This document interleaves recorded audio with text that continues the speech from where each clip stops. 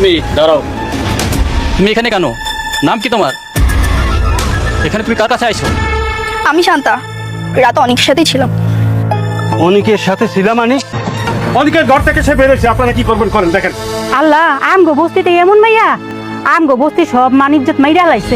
না একটা রায় আর একটা বিয়ে করছো, তারপর মেয়ে ভাড়া করে আনছো বাড়িতে। সি সি সি ছি, অনেক ভাই, আপনার চরিত্র এত খারাপ। সবাইকে বল সত্যিটা। হ্যাঁ, আমি তো তোমার সাথেই ছিলাম, তাই না? একটা থাপ্পড় দিব। ইয়াদব, রাত্রে আমি এখানে একা ছিলাম। যতই নাটক করো না কেন, কোনো কাজ হইব না। তোমার চরিত্র যে এত খারাপ এটা আমরা বুঝে গেছি, আর তুমি তো এমনিতে খারাপ লোক, আমরা সবাই জানি। আরে এত কিছু কি দরকার? ও দুজনের মধ্যে বিয়ের সাথে পড়ায় দাও। আপনারা কি পাগল হয়ে গেছেন?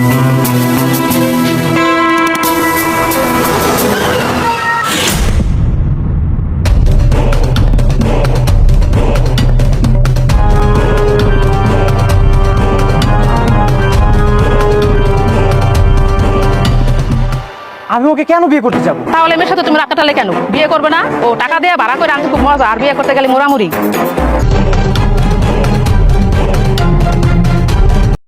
আসসালামু আলাইকুম বন্ধুরা, আজকের রিভিউ হলো গরিব ঘরের রাজপুত নায়কের 39তম পর্বের সম্ভাব্য রিভিউ। অনিক ও মেঘলা সম্পর্কে নতুন ঝড় ও ভুল বোঝাবুঝি নাটকের গল্পে এবার এক নাটকীয় মোড় আসতে চলেছে।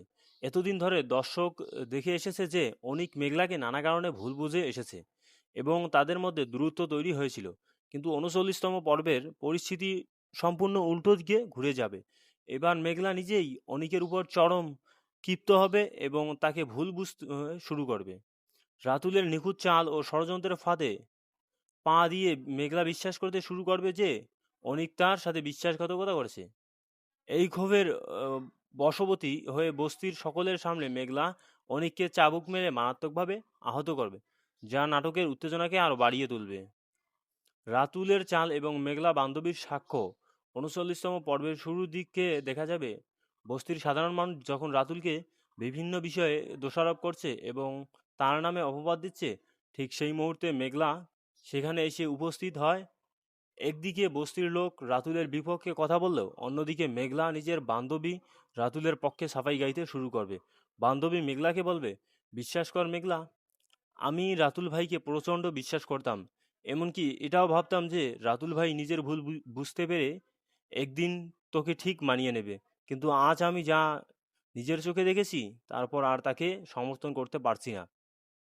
আমি নিজে দেখেছি রাতুল ভাইয়ের ঘর থেকে একটা বাজে মেয়ে বের হয়ে আসছে।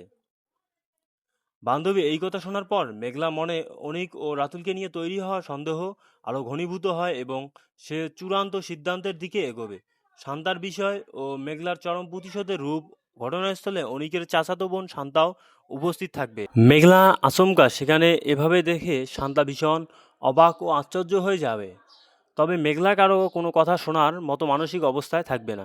সে অনিকের দিকে চরম হিংস্র ও ভয়ঙ্কর দৃষ্টিতে তাকিয়ে বস্তির লোকদের উদ্দেশ্য করে বলবে, এই ঘটনা যদি বিন্দুমাত্র সত্যি হয়ে থাকে তবে এর এমন শাস্তি হওয়া উচিত যা সবাই মনে রাখবে। মেঘলা বস্তিবাসীদের বলবে, একজন মেয়ে হিসেবে সে কখনো এই ধরনের অন্যায় মেনে নিতে পারে না, তাই সে অনিককে একটি কঠিন ও নির্মম শাস্তি দিতে চায়। সে প্রস্তাব করবে বস্তির সকল মানুষের সামনে অনিককে 100 বেতের বাড়ি দেওয়া হোক, বেতের আঘাতে শেষে তাকে এই বস্তি থেকে চিরতরে তাড়িয়ে দেওয়া হোক। মেঘলার এই কঠোর ও অপমানজনক শাস্তির প্রস্তাব বস্তির অন্যান্য লোকেরাও একমত পোষণ করবে এবং অনিককে শাস্তি দেওয়ার জন্য প্রস্তুতি নেবে। দর্শকদের জন্য বিশেষ বার্তা ও লাইক টার্গেট গরিব ঘরের রাজপুত নাটকের এই 39তম পর্বটি হতে যাচ্ছে অত্যন্ত রোমাঞ্চকর এবং আবেগঘন। অনিক কিভাবে নিজেকে নির্দোষ প্রমাণ করবে, নাকি মেঘলার ভুল বোঝাবুঝির কারণে তাকে বস্তি ছেড়ে চলে যেতে হবে, তা জানতে এই পর্বটি দর্শকদের অবশ্যই দেখতে হবে।